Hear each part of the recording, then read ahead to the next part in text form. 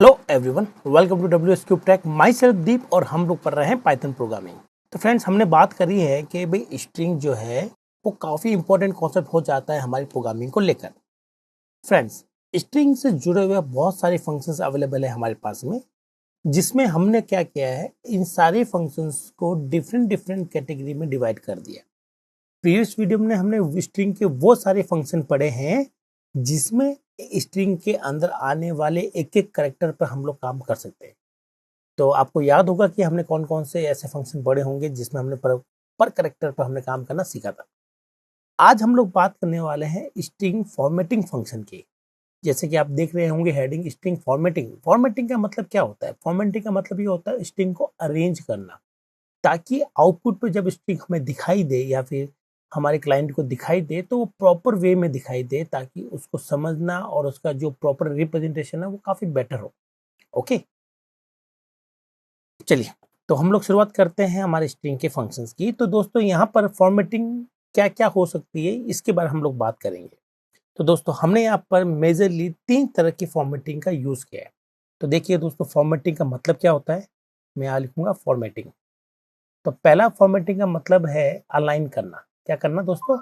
Align करना। Align का मतलब है कि आप अपनी स्ट्रिंग को लेफ्ट अलाइन कर सकते हैं। मान लीजिए अपने पास में कोई स्पेस है यहाँ पर 10 की। अब आप इसके अंदर हाई प्रिंट करना चाहते हैं, तो आप चाहें तो इस पूरी स्पेस में हाई को इस लेफ्ट में एडजस्ट कर सकते हैं। सेम स्पेस में दोबारा ले रहा हूं, लेकिन इस बार मैं हाई को राइट में एडजस्ट कर रहा हूँ। ओके, और मैं सेम स्पेस दोबारा ले रहा हूँ और इसको मैं सेंटर में एडजस्ट कर रहा हूँ। तो ये कहलाते हैं अलाइनमेंट। जनरली इस अलाइनमेंट को हम लोग कहते हैं लेफ्ट अलाइनमेंट या लेफ्ट जस्टिफाई। एक ही बात है दोस्तों, काफी ऑथर इसको अलाइनमेंट कहते हैं, काफी लोग इसको जस्टिफाई कहते हैं। ठीक है, तो आपने एमएस वर्ड में और भी कहीं बहुत सारे हमारे पास वर्ड प्रोसेस होते हैं जहां आपने अपने टेक्स्ट को अरेंज करते हैं या अलाइन करते हैं या जस्टिफाई करते हैं। तो ये कहलाता है लेफ्ट जस्टिफाई, जिसको हम लोग एल जस्ट से नाम के मेथड से यूज कर हम लोग उसको लेफ्ट जस्टिफाई करते हैं। उसी तरह से आर जस्ट नाम का एक मेथड होता है जिसको आर मतलब राइट जस्टिफाई मेथड कहा जाता है। और एक लास्ट में मेथड होता है सेंटर, जो कि सेंटर अलाइनमेंट या सेंटर जस्टिफाई करने के काम आता है। तो एक तो अलाइनमेंट या जस्टिफाई हमें करना होता है, जनरली ये फॉर्मेटिंग का पहला रूल होता है हमारे पास में। दूसरा होता है टैब को एडजस्ट करना। ठीक है, तो टैब काफी इंपॉर्टेंट रोल निभाती है फॉर्मेटिंग करते समय कि भाई जब हमारे पास में कुछ चीजें आती है, जैसे सपोज करो कि मैं लिखना चाहता हूँ राम। ठीक है, और राम का जो अमाउंट है, करंट अमाउंट मान के चलते हैं कि भाई उसके जो अमाउंट है बैंक अकाउंट में वो है 500 रुपीज। और वहीं मैं बात करूँ राम नारायण की, राम नारायण, तो इसके पास है 1000। अगर आप इस आउटपुट को देख पा रहे होंगे तो आप कहेंगे सर ये अच्छा नहीं है। कितना अच्छा हो कि ये जो 500 है और 1000 है, ये दोनों एक दूसरे के ऊपर आए। तो ये काम करने के लिए यहाँ पर ये जो मैं आपको कलर चेंज कर लेता हूँ, यहाँ पर ये जो ब्लू कलर की जो दिखाई देती है इसको हम लोग टैब से एडजस्ट करेंगे। ओके, ताकि हमें एक प्रॉपर आउटपुट दिखाई दे, नेम के ऊपर नेम और नंबर के ऊपर नंबर। अभी यहाँ पर फॉर्मेटिंग अच्छी नहीं हो पा रही। ठीक है, तो इसको भी हमें करने के लिए एक्सपेंडेबल टैब का यूज करते हैं हम लोग। ठीक है, तो एक्सपेंडेबल टैब नाम के मेथड का यहाँ पर हम लोग यूज करेंगे, जिसके थ्रू हम लोग अपने टैब को एडजस्ट करते हुए फॉर्मेटिंग करेंगे। और लास्ट में जो थर्ड मेथड है दोस्तों, वो तो काफी इंपॉर्टेंट है और वो हम लोग कर चुके हैं, वो है फॉर्मेट मेथड। अब ये जो फॉर्मेट मेथड है जनरली अपने स्ट्रिंग को फॉर्मेट स्ट्रिंग में रिप्रेजेंट करने के काम आता है। ये हम लोग ऑलरेडी पढ़ चुके हैं, मैं वापस इसको थोड़ा सा रिवाइज करवा दूंगा इस मेथड का। ओके, तो यहाँ पर हम लोग डिफरेंट डिफरेंट टाइप के अपने वेरिएबल्स को डिफरेंट डिफरेंट वे के अंदर रिप्रेजेंट कर सकते हैं। तो चलिए शुरुआत करते हैं इन फंक्शंस की। नाउ, आप यहाँ पर देख पा रहे होंगे कि ये जो तीनों पहले के जो 3 फंक्शन है ये अलाइनमेंट से जुड़े फंक्शन है। एक्सपेंड टैब्स, ये हमारा टैब से जुड़ा हुआ फंक्शन है। और फॉर्मेट जो है वो फॉर्मेट स्ट्रिंग के लिए यूजफुल होता है। तो ये पांचों फंक्शंस है, इनके हम लोग प्रैक्टिकल करके देख लेते हैं। चलिए दोस्तों शुरुआत करते हैं। तो सबसे पहले हम लोग पढ़ेंगे एल जस्टिफाई, मतलब लेफ्ट जस्टिफाई, जिसके अंदर हमें 2 पैरामीटर की जरूरत पड़ती है। एक तो पड़ती है विड्थ। विड्थ का मतलब है वो कितने टोटल कैरेक्टर है जिसको हमें यूज करना है प्रिंट करने के लिए, और उसमें वो आपकी प्रिंट होगी स्ट्रिंग। ठीक है, चलिए मैं आपको इसको एग्जांपल के थ्रू समझाऊंगा तो ज्यादा आपको बेटर समझ में आएगा। ठीक है, तो यहाँ पर हम लोग एक छोटी सी स्ट्रिंग ले लेते हैं जिसमें मैंने नाम लिखा, सपोज करो हाय, या हेलो लिख देता हूँ ना, या हाय भी अच्छा रहेगा, कोई दिक्कत नहीं है। चलिए अब मैं इसको प्रिंट कर रहा हूँ, प्रिंट।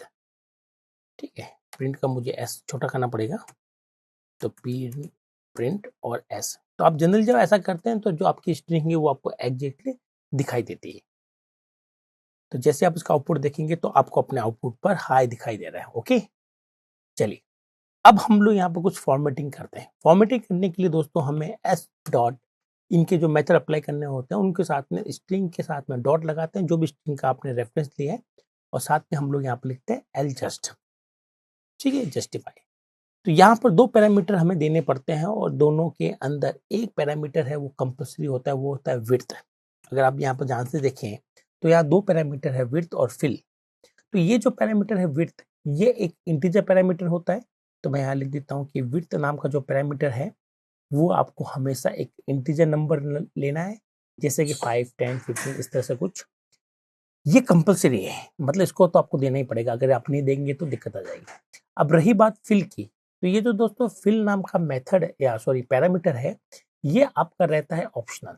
क्या रहता है? ऑप्शनल। आप चाहे तो इसको लिखें, चाहे तो आप इसको छोड़ दें।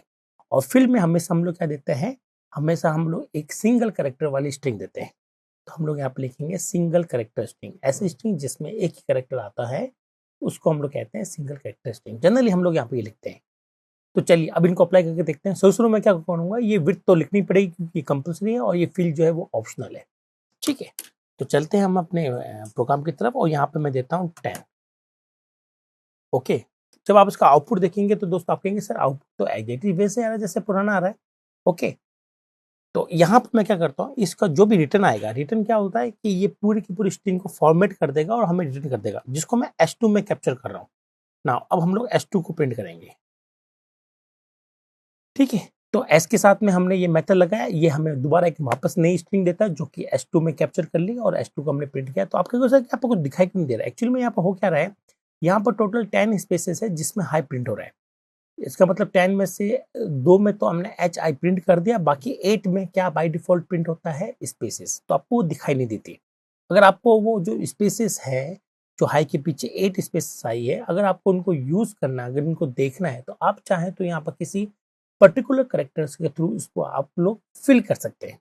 कैसे करेंगे फिल? इसके लिए आप यहाँ पर सिंगल करेक्टर की कोई भी एक दे दीजिए, जैसे कि मैं यहाँ पर देता हूँ एस्ट्रिक।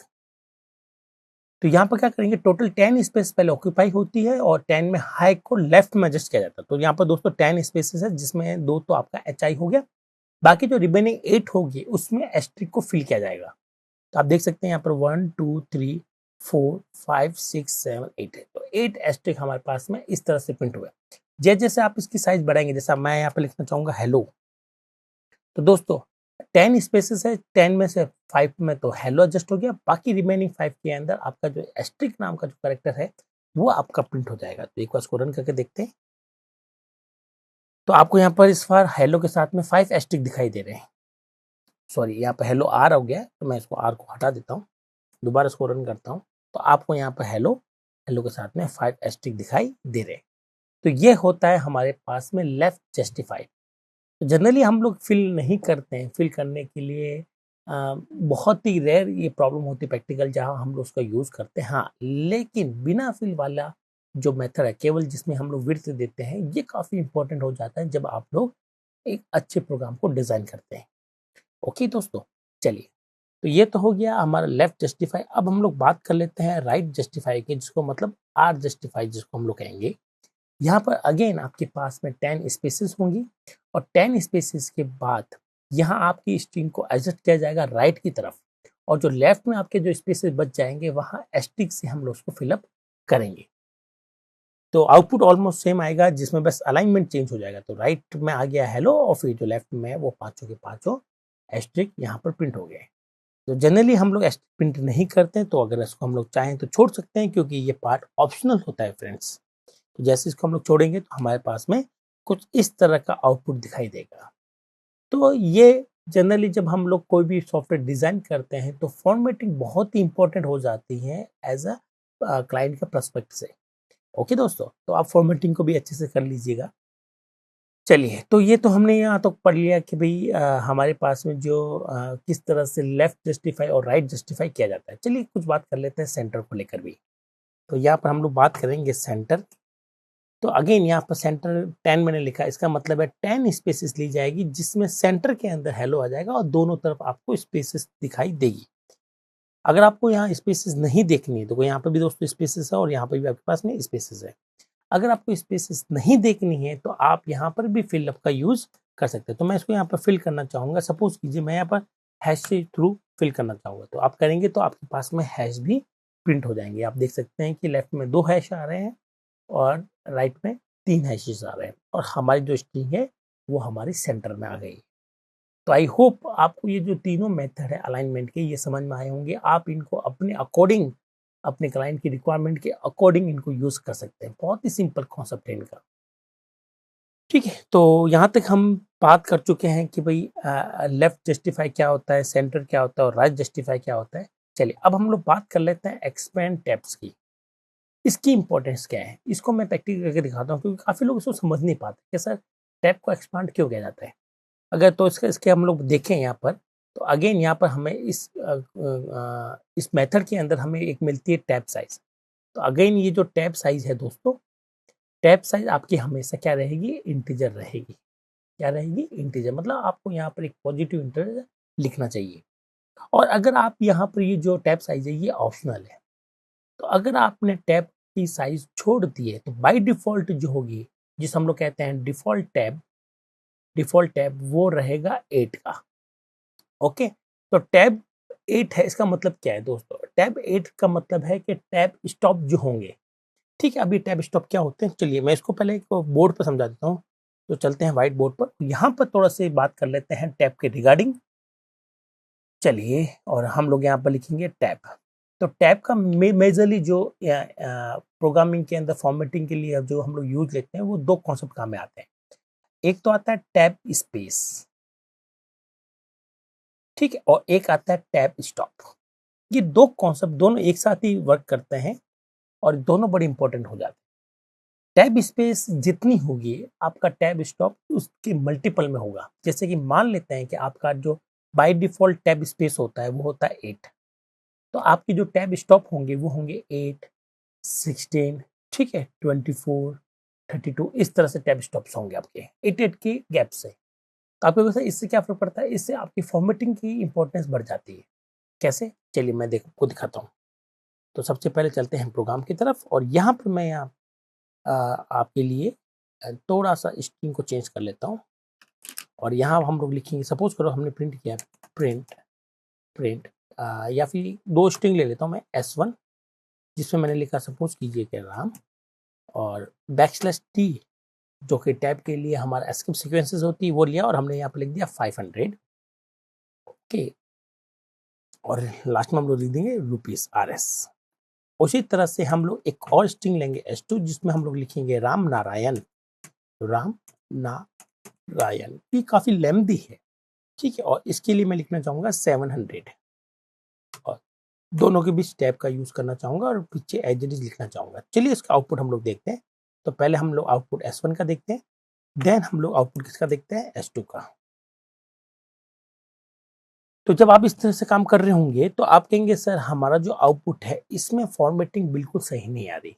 ओके, तो हम लोग यहाँ पर क्या करेंगे, टैब एक्सपेंडेड टैब का यूज करेंगे ताकि हमारे पास में बेटर ढंग से दोनों फॉर्मेटिंग आ जाए। मैं चाहता हूं कि 500 और 700 दोनों अलाइन हो जाए वर्टिकली। अभी आप देख सकते हैं कि 500 काफी अंदर की तरफ है और 700 काफी पीछे की तरफ है। तो इनको करने के लिए आप यहाँ पर इस स्ट्रिंग के साथ में डॉट लगाकर एक्सपेंड टैब का यूज कर सकते हैं। ओके, तो मैं यहाँ पर भी लगा सकता हूँ और मैं चाहूँ तो यहाँ पर भी लगा सकता हूँ। तो मैं यहाँ पर लगाऊंगा ताकि आपको समझने में आसानी हो। तो सबसे पहले S1 लिखना है और डॉट लगाना है, ठीक है। फिर हमें यहाँ पर एक्सपेंड टैब का यूज करना है और टैब मैं दे देता हूँ, सपोज कीजिए मैंने टैब दे दी है 10 की। क्या दे दी दोस्तों, 10। तो आप क्या कीजिएगा, जिनको भी प्रिंट करना है उनकी सारी की सारी टैब को सिमिलर रखिएगा। मतलब पहले में 10 दिया तो दूसरे में भी आपको 10 रखना है। तो अभी भी हमारे पास में आंसर सही नहीं आ रहा। ओके, तो अब हम लोग क्या करेंगे, टैब की स्पेस और बढ़ा के देखेंगे कि भाई टैब कैसे काम करते हैं। ठीक है, टैब स्टॉप। तो मैं यहाँ पर स्टॉप बाय डिफॉल्ट क्या होता है, 8 होता है। तो मैं यहाँ पर क्या करता हूँ, सपोज करता हूँ कि मैं यहाँ पर ले लेता हूँ 10 से ज़्यादा क्या ले लेता हूँ, मैं ले लेता हूँ सपोज करो 25 का। ठीक है, तो जैसे आप ये लेंगे आप देख सकते हैं कि आपका जो आउटपुट है वो कितना अलाइन हो गया है। ओके, तो ये जो आया है ये एक तो ये हो गया हमारे पास, एक ये हो गया। आप देखेंगे दोनों में मैंने बैकस्लैश टी यूज किया, लेकिन पहले वाला जो बैकस्लैश टी है टैब है वो काफी लेंथी हो गया, काफी लंबा आ रहा है, और सेकंड वाला काफी शॉर्ट है पहले की कंपैरिजन में। ठीक है, ये काम किस तरह से होता है ये मैं आपको जरूर समझाऊंगा, लेकिन उससे पहले आप इसका फॉर्मेटिंग देखिए, आउटपुट देखिए कितना अरेंज आ रहा है कि दोनों नाम एक तरफ वर्टिकल अलाइन है और आपके नंबर भी वर्टिकल अलाइन है। तो ये काम कैसे करते हैं ये आपको मैं समझा देता हूँ। तो यही एग्जाम्पल मैं आपको समझाऊंगा। तो यहाँ पर हम लोग आते हैं और यहाँ पर मैं आपको दोनों एग्जाम्पल समझाऊंगा कि एक विदाउट टैब के आंसर आते हैं और विद टैब के आंसर आते हैं। ठीक है, तो प्रिंट हम बात करेंगे S1 की और फिर हम लोग बात कर लेंगे प्रिंट S2 की। तो आप देख सकते हैं कि S1 S2 का आंसर पहले कुछ इस तरह से आ रहा था और एक्सपेंड टैब के साथ में आंसर कुछ ऐसा आ रहा है, और ये क्यों आ रहा है इसका मैं आपको रीजन बता देता हूँ। तो चलते हैं थोड़ा सा समझते हैं। तो दोस्तों हमारे पास में क्या है, बाय डिफॉल्ट टैब जो होती है ये होती है डिफॉल्ट टैब। अगर आपने टैब साइज नहीं दी, जैसे कि आप यहाँ पर एग्जांपल में देख पा रहे होंगे कि मैंने यहाँ पर S1 S2 के साथ में कोई भी एक्सपेंडेड टैब नहीं दिया है, टैब की साइज मैंने चेंज नहीं की है, तो यहाँ पर जो टैब साइज होगी वो 8 होगी, और टैब स्टॉप जो होते हैं वो होते हैं 8, 16, 24 और 32 पर। कैसे होंगे, तो मान के चलते हैं कि ये हमारे पास 0 है, ये 8 है, ये 16 हो गया, ये 24 हो गया, ये हमारा 32 हो गया, इस तरह से चलेगा। अब सबसे पहले क्या होगा, हमारे पास में इसको प्रिंट करेंगे राम। ठीक है, तो हम लोग लिखेंगे यहाँ पर RAM राम। अब हमारे पास में जो टैब स्टॉप है वो 8 तक है, तो यहाँ पर हमारा टैब स्टॉप होगा। ओके दोस्तों, तो राम यहाँ पर राम प्रिंट हो गया। इसके बाद में हमारा जो टैब स्टॉप है वो यहाँ पर है, इसका मतलब हमें यहाँ से नेक्स्ट करेक्टर शुरू हो जाएगा, जैसे कि 500। ठीक है, फिर रुपीज, तो 3 to 5, ये 5 करेक्टर और आ गए। ठीक है, तो ये इस तरह से काम कर रहा है। और वहीं मैं बात करूँ राम नारायण की, तो यहाँ पर लिखा जाएगा राम नारायण। तो अगेन ये 1 2 3 4 5 6 7 8 9 10, ये राम नारायण जो है दोस्तों वो 10 लेटर का है, तो 8 पर ये टूकेगा नहीं। तो अब जो अगला टैब आएगा वो आएगा 16 के ऊपर, तो आपका यहाँ से प्रिंट होना शुरू करेगा 700 रुपीज।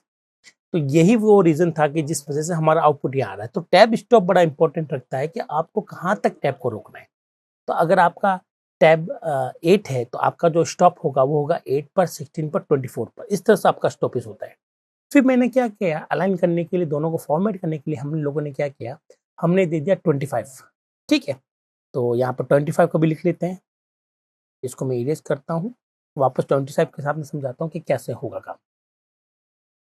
तो यहाँ चलते हैं और बात करते हैं कि अगर हम लोग 25 दे दें टैब स्पेस, तो हमारे पास में 25, 50, 75 ये होंगी tab space, sorry tab stop लिखना था हमें ना। ओके सॉरी, मैंने यहाँ पर टैब स्पेस लिख दिया, एक्चुअली में टैब स्टॉप है। तो टैब स्टॉप आपको 25 पर मिल रहा है, तो यहाँ पर मैं बात कर लेता हूँ 0 की। यहाँ हमारे पास में 25 है, यहाँ हमारे पास में 50 है, यहाँ हमारे पास 75 है। अब सबसे पहले RAM राम जो कि 3 लेटर का था, इसके बाद में जो हमारे पास में टैब स्टॉप होगा वो अगेन होगा 25 पर। ठीक है, तो अगला जो लेटर होगा, अगला जो बैकस्लैश टी के बाद में जो आएगा, ठीक है, राम के बाद में बैकस्लैश टी था, तो टी का मतलब है कि आपको यहाँ पर रुकना है और यहाँ से हमें 500 प्रिंट करना है। ठीक है, उसी तरह से जब हम लोग लिखते हैं राम नारायण जो कि हमारे पास 10 लीटर का है, राम नारायण 10 लीटर का, अगेन फिर 25 पर ये हमारा टैब स्टॉप हो रहा है, तो अगेन हमें यहाँ पर 700 लिखा जाए। इस वजह से दोनों क्या हो जाते हैं, अलाइन हो जाते हैं। तो आई होप आपको एक्सपांड टैब का यूज समझ में आ गया होगा। जनरली आपको बस इतना ही ध्यान रखना पड़ता है कि टैब स्पेस जो आप देते हैं, तो आपका जो टैब स्टॉप्स है वो क्या क्या होंगे, उसके अकॉर्डिंग आपका जो अरेंजमेंट है, जो आपका जो फॉर्मेटिंग है, वो आप इजीली कर पाएंगे। ओके, चलते हैं नेक्स्ट मेथड की तरफ जिसका नाम है फॉर्मेट। हाँ दोस्तों, ये फॉर्मेट मेथड हम लोग फॉर्मेटिंग प्रिंटिंग के अंदर पढ़ चुके हैं कि किस तरह से हमें फॉर्मेटेड आउटपुट चाहिए। वहां पर मैंने आपको कुछ तरीके बताए थे, जिसमें से एक तरीका था फॉर्मेट मेथड। तो चलिए देखते हैं इस फॉर्मेट मेथड का यूज आपने जिस तरह से किया, आपने हो सकता है आपने प्रैक्टिस करी हो, आप उस वीडियो को जरूर देखिएगा फॉर्मेटिंग आउटपुट के बारे में। यहाँ पे मैं थोड़ा सा रिवाइज कर देता हूँ कि इसको किस तरह से हम लोग यूज करते हैं। तो मैं इसका एग्जाम्पल बना के आपको समझाना चाहूंगा। तो यहाँ पर हम आते हैं और यहाँ पर हम लोग क्या करते हैं, जनरली यहाँ पर लिखते हैं, सपोज करो प्रिंट, और यहाँ मैंने लिखा दिस, ठीक है। क्या लिखे यहाँ कुछ जैसे कि लिखे, मैंने लिख दिया दीप, मैं अपना नाम लिख देता हूँ, दीप लव्स पाइथन प्रोग्रामिंग। तो दोस्तों ये जो स्ट्रिंग है ये कांस्टेंट स्ट्रिंग है, ये हमेशा जैसे लिखी वैसे ही प्रिंट होगा, है ना। अब मैं चाहता हूँ कि ये जो दीप और ये जो पाइथन है, ठीक है, दीप लव्स, ओके, ये जो दीप और पाइथन है ये दोनों के दोनों एज अ वेरिएबल ट्रीट करें। ओके, तो कैसे करते हैं वेरिएबल को ट्रीट, तो यहाँ से हम उसको हटाएंगे, यहाँ पर हम लोग लगा देंगे ब्रैकेट्स और यहाँ पर लगा देंगे ब्रैकेट्स, ताकि मैं जब चाहे वेरिएबल होगा तो दोस्तों क्या होगा, हम लोग चाहे तो उनको चेंज कर सकते हैं आसानी से। ओके, फिर यहाँ पर लिखेंगे format method dot format. Okay, और यहाँ पर हम लोग उसकी वैल्यू दे देंगे। तो पहले की वैल्यू मैंने दिया सपोज करो दीप, और सेकंड ये जो ब्रैकेट लगा है ना, इनकी मैंने वैल्यू दी है पाइथन, या मैं जावा भी दे देता हूँ, सपोज करो जावा दे दिया मैंने। ठीक है, तो जैसे आप करेंगे तो ये जो ब्रैकेट्स है दोस्तों, ये ब्रैकेट्स रिप्रेजेंट करते हैं कि यहाँ पर कोई वेरिएबल की पोजीशन आएगी और वो वेरिएबल की जो वैल्यू है वो होगी दीप, ये जो फर्स्ट वाले में होगी, और ये जो जावा है ये आपकी यहाँ पर सेकंड वाले के लिए प्रिंट होगी। तो आपको एग्जैक्टली यहाँ पर दो चीज दे रखी है, तो आपको यहाँ पर दो सप्लाई करनी है। आप जनरली चाहे तो इनकी पोजीशन भी सप्लाई कर सकते हैं, जैसे कि दीप की पोजीशन होती है 0, तो आप यहाँ पर 0 लिख सकते हैं, और इसकी पोजीशन होती है 1, तो आप यहाँ पर 1 लिख सकते हैं। अगेन आपको आउटपुट क्या मिलेगा, दीप लव जावा। हाँ, फायदा ये है कि आप अगर यहाँ पर 1 लिख देते हैं और यहाँ पर अगर आप 0 लिख देते हैं, तो इसका मतलब है जावा लव्स डीप प्रोग्रामिंग। ठीक है, हालांकि इसको सेंस नहीं बनता, लेकिन समझाने के लिए काफी था। ठीक है, तो ये इस तरह का कुछ आपको आउटपुट मिल जाएगा। ओके, तो इसको हम लोग 0 वाली पोजीशन को रिप्रेजेंट करते हैं और इसको हम लोग 1 से रिप्रेजेंट करते हैं। आप चाहे तो उनको एक नाम दे सकते हैं, जैसे कि मैंने इसको नाम दे दिया नेम, और यहाँ दे दिया लैंग्वेज। ठीक है, इस तरह से नाम दे दिया, और चाहे तो आप यहाँ पर उनका नेम मेंशन कर सकते हैं, जो भी वेरिएबल का नाम दिया है। जैसे कि मैं थोड़ा सा वाइड कर लेता हूँ ताकि आपको पूरा अच्छे से दिखाई दे। यहाँ मैंने लिख दिया नेम, और यहाँ पर मैं लिखूंगा लैंग्वेज। ओके, जब इसको रन करेंगे हम लोग, तो अगेन आपके पास वो यहाँ से दिखाई दे रहा है, दीप लव्स जावा प्रोग्रामिंग। इसका मतलब है नेम का मतलब जहाँ पर भी नेम लिखा जाएगा वहाँ हमें दीप पुटअप करना है, और जहाँ भी लैंग्वेज लिखा जाएगा वहाँ पर हमें जावा को पुटअप करना है। तो आई होप इस मेथड के बारे में ऑलरेडी बहुत कुछ पढ़ा चुका हूँ, बहुत इस पर हम लोग काम कर चुके हैं। तो बस यहाँ पर छोटा सा आपको उसको रिवाइज करवाना था। आप उस वीडियो को जरूर देखिएगा फॉर्मेटिंग आउटपुट वालों को, अगर आपको इस फॉर्मेट मेथड को डिटेल में करना है तो। ओके फ्रेंड्स, तो हमने यहाँ पर पांचों फंक्शन पढ़ लिए, और पांचों जो फंक्शन है हमने इसकी बात की कि जो 5 फंक्शन हमारे पास में ये किस तरह से फॉर्मेटिंग करते हैं। तो जनरली दोस्तों कॉम्पिटिटिव लेवल में जो क्वेश्चंस आते हैं वहाँ फॉर्मेटिंग की रिक्वायरमेंट नहीं होती, तो वहाँ इसकी रिक्वायरमेंट नहीं है। लेकिन जब आप कोई भी सॉफ्टवेयर डेवलप करते हैं तो इस कॉन्सेप्ट की बड़ी रिक्वायरमेंट हो जाती है फॉर्मेटिंग की। तो स्ट्रिंग से जुड़े हुए कुछ फॉर्मेटिंग फंक्शन थे जिसके बारे में हमने पढ़ लिया। तो दोस्तों इस वीडियो में इतना ही।